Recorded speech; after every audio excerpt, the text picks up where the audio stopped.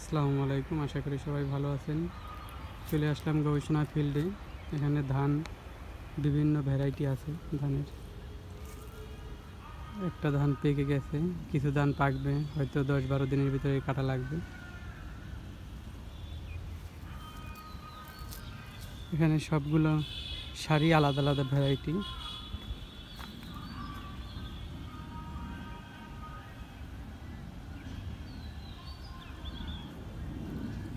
উপরে নেট দিয়ে দেওয়া হয়েছে।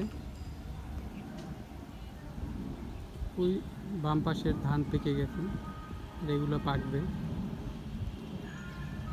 যতগুলো ট্যাগ দেখা যাচ্ছে ততগুলোই আলাদা আলাদা ভ্যারাইটি। ফলন মাশাআল্লাহ ভালোই হয়েছে।